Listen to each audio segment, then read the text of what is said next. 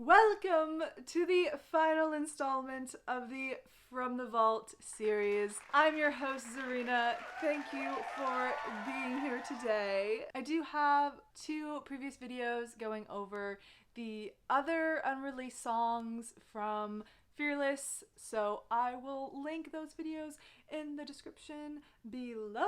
So if you haven't watched those, then maybe give them a watch if you so desire. But in this video, we're going to be looking at Don't You and Bye Bye Baby. Let's just jump right on in. Don't You.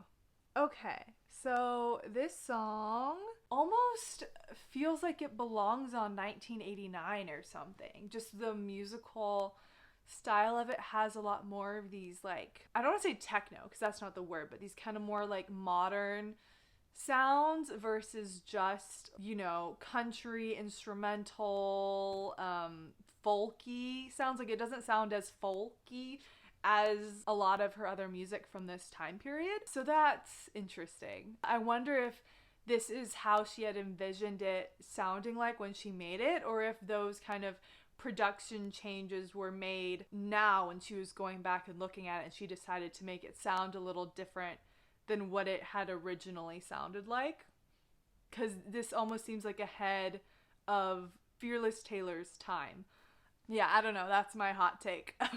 It makes sense that this is coming later on in the unreleased songs because time has passed. It's like, I knew I'd run into you somewhere, this relationship has happened and ended, and there's been time and space now, and she runs into him. It's interesting, that lyric, you don't know how much I feel I love you still. There's kind of 2 ways to interpret that. There's like, you don't know how much I feel that I love you still, rather than the love actually being there. It's feeling that love. Like, you don't know how much I feel that I love you still. Or the other interpretation could be like, you don't know how much I feel, comma, I love you still. Like, you don't know how much I feel, and I do still love you. So it's kind of this distinction between you don't know how much I feel that I still love you, versus like, you don't know how much I feel just in general, and by the way, I do love you. It's more like definite. I don't know. I don't know if that makes sense. I feel like I see the difference, but I don't know if that makes sense. Let me know if that distinction makes sense, or what you think of that, how you interpret that sentence. Yeah, it's funny that also that first verse, like, it's been a while, I didn't mean to stare. It's just like, I just picture, like, you know, they see each other in like a coffee shop or something, and she's just like, you know, a deer in headlights, like, just staring at him. But yeah, it's interesting because she says, like, don't you smile at me and ask me how I've been. Don't you say you've missed me if you don't want me again. And then towards the end she says, I'll walk out of here tonight and try to go on with my life. And you can say we're still friends, but I don't want to pretend. So if I see you again, don't you do all these things. So it's almost like, did they meet and did he do those exact things, and was it painful for her? And kind of that maybe might have been the impetus, the inspiration for writing the song. Also kind of towards the end, you know, she says, I really wish that I could hate you. I've tried, but that's just something I can't do. So once again, that idea of, similar to when we were happy, that idea of a breakup with someone that you're still on good terms with, and you can't hate them, you can't villainize them, and it somehow makes it harder, or at least more complicated. It's not as black and white, and so that idea is kind of coming back here again. Also, sorry, going back to the beginning, I heard she's nothing like me. I'm sure she'll make you happy. So he wasn't necessarily seeing her in someone else. Like, it almost is like a definite, like, oh yeah, I'm over you, because like I'm not seeing you in other people. I'm not trying to replace you. I'm not trying to find another you.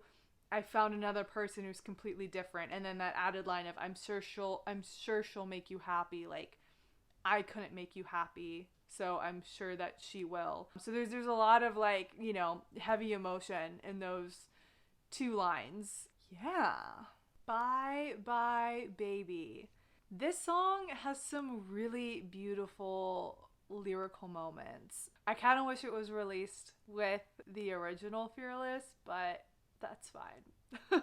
Just at the very beginning, she starts out with just a visual image bang. She says, "It wasn't just like a movie. The rain didn't soak through my clothes down to my skin." It almost makes you think of like The Notebook or something where, there's a very passionate love scene and they're, soaked from the rain, and then they have this like intense passionate scene. It's like, no, it wasn't like that. Like it could have been like that and it had the setup for that, but that didn't happen. Life isn't a movie.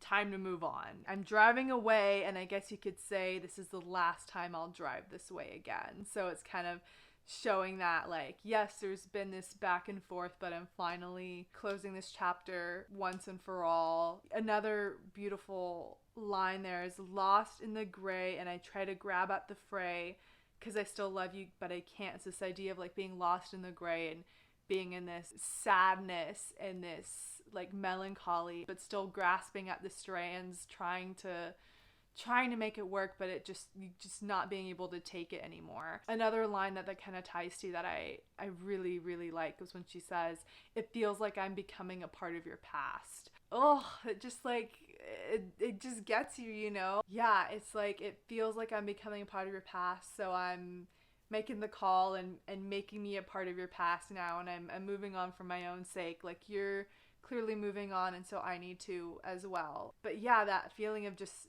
knowing that you're not someone's priority anymore and you're becoming a part of their past, they're not interested in you being in their future and stuff, is just like, oh, it's a punch to your heart. But it's also not necessarily a bad thing, like being a good memory in someone's past. Another line I love, "This picture frame is empty on the dresser, vacant, just like me."